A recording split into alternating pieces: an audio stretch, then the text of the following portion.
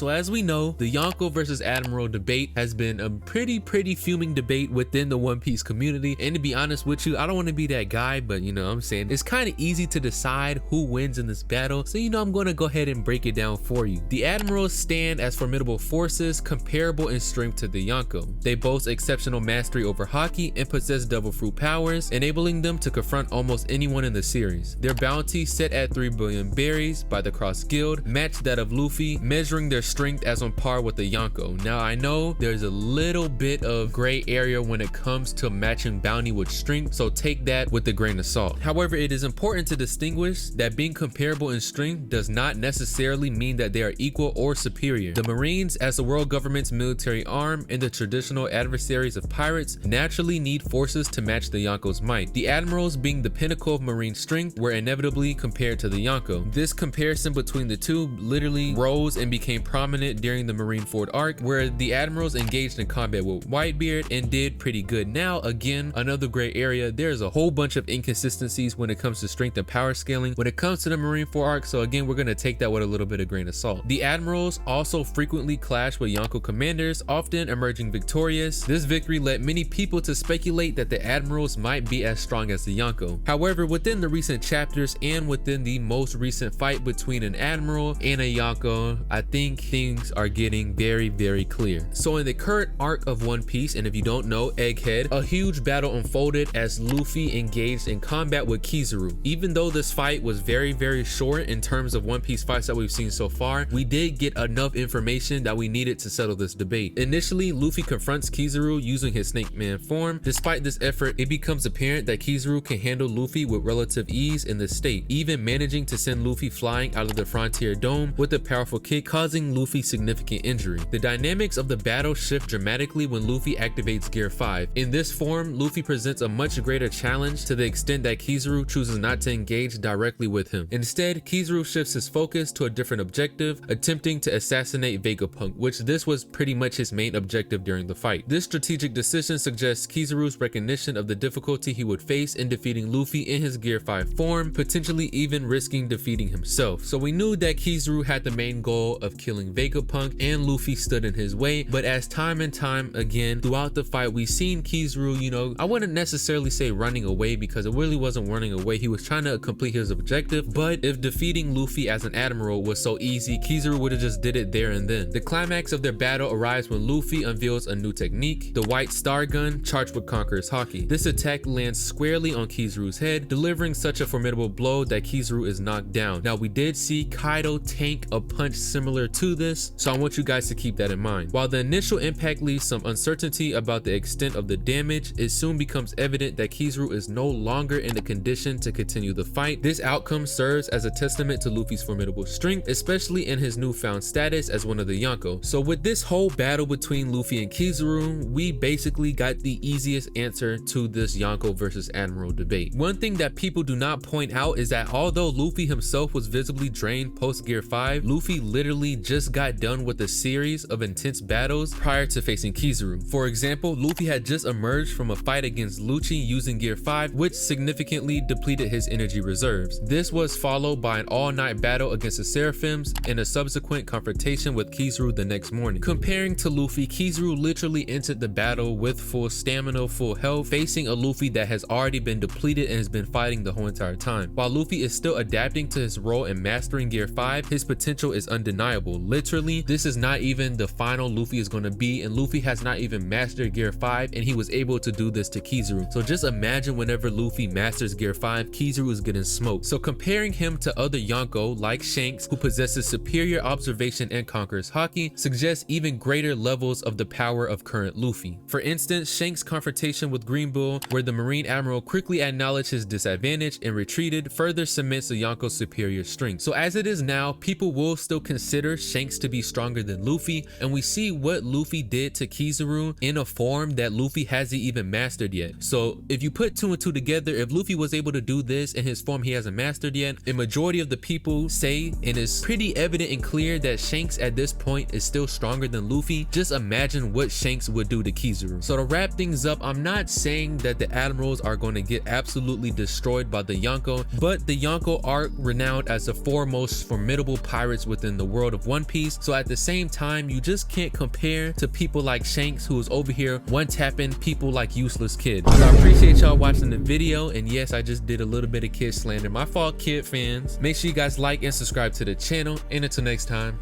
peace out.